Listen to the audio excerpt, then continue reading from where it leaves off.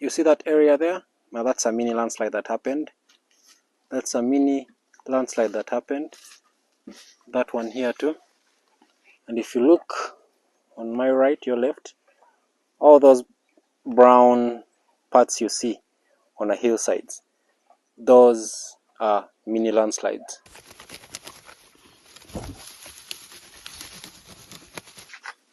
So with me is vetiver grass. So today in this video, I would like to share with you how to cut, prepare, propagate vetiver grass. And along the way, I'm going to share with you uses and benefits of vetiver grass. As you can see, all this is from one plant, and the batch I'll be showing you in a bit. Join me in this episode as we talk about everything vetiver and what it can do for you on your nice little or big farm.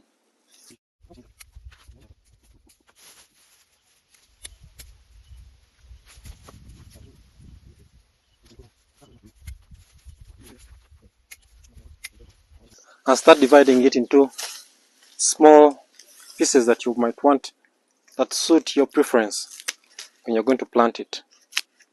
So I'll just take off the extra, like you can see. So the importance, number one, for the grass, this helps soil stability, because I'm more concerned about that, and that is based on the fact that we live in a hilly area. So this is important to stabilize the soil structure, because as the water falls and the rains start falling in the rain seasons, so many landslides happen. But such grasses have been proven to support the soil and maintain the structure, and by so doing they help capture the soil runoff and stabilize the soil, because they have strong roots that spread deep and around the plant. So some of these grasses have been recorded to have like 2 meters of roots deep into the soil. And in most cases, the soil that slides off a hill is not even 4 meters deep. It's the topmost soil because of poor farming practices. Because people choose to dig under. See, when you see a terrace, usually the person adjacent to the terrace right above starts digging under the terrace. Eventually, the weight of the soil on top of that terrace is so heavy that the soil cannot support it.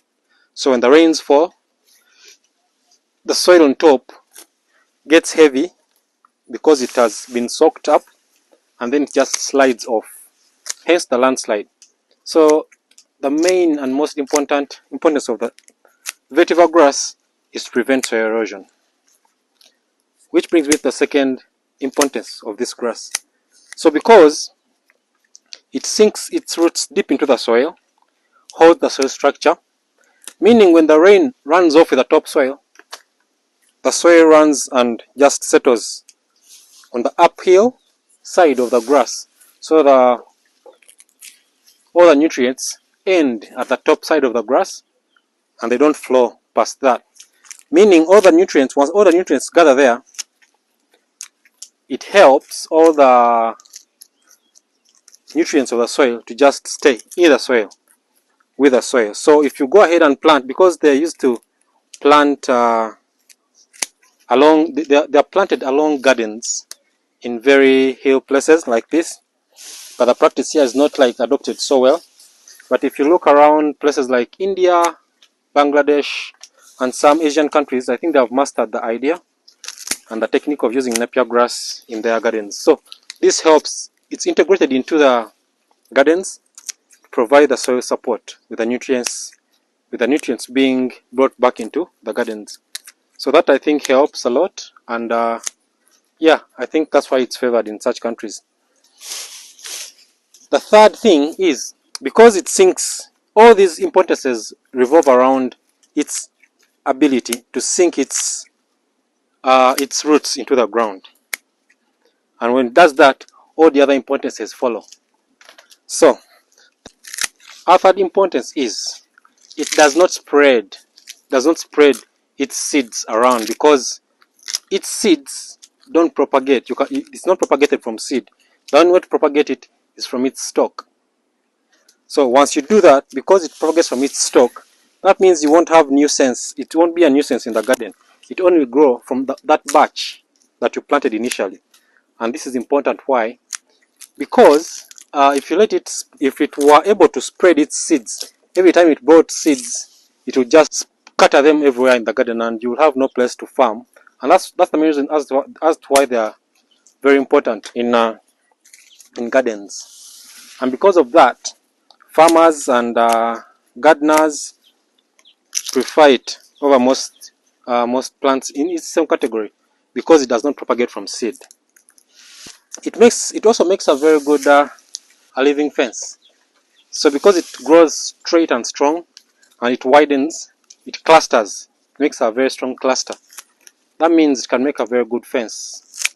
Not for cows, not for cows, but because when it grows very well and it is in a farm, of course the animals will eat it. But I think when incorporated with some fencing techniques, it's one of those plants that has endless uses. Even after cutting it down, you can use it in the garden as mulch. You can feed it to the animals directly when you plant off all the excess. I've seen some cultures do crafts with it. So as beddings, as roosting nests for birds, and also for covering up the roosting houses or poultry houses, because it has that spongy feel once you uh, gather it up and maybe put it in a place. It has that spongy feel, and so that it also eliminates the odor in these chicken houses, in these poultry houses. So based on that, I think its values, its importances are clear, and that is how easy you can just chop and plant. Next steps, we are going to gather all this that we have cut. We are going to plant it on an adjacent property that is next to ours, because that soil on that property is not so stable. What we are going to be doing, we are going to be planting our vetiver grass in here.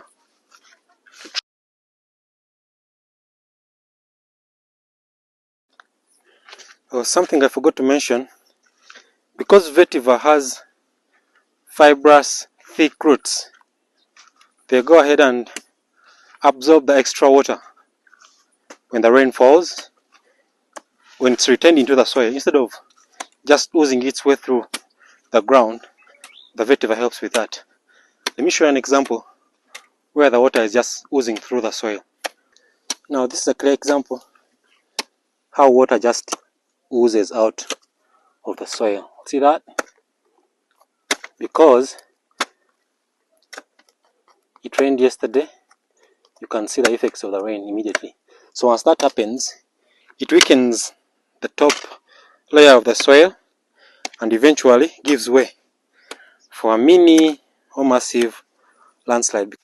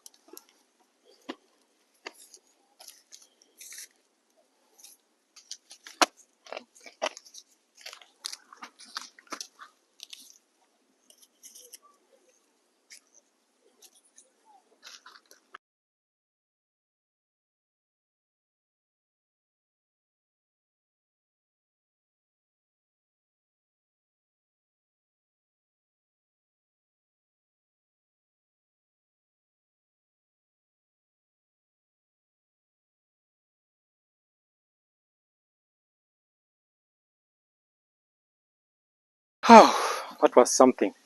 So based on that, I think we can call it a day. For my returning viewers, thank you so much. New viewers, I appreciate that a lot. So I think Vetiver has so many uses. I may not have been to mention some of them. So if you know some that I've not mentioned in the video, please share in the comment section. So we shall leave that at that. For my new viewers, salute. My returning viewers, I appreciate that so much. My subscribers, where would I be without you? If you like the video, hit the like button. Remember, if you're new, don't forget to subscribe. I'll catch you in another one. This is Peter from the Outpost Homestead.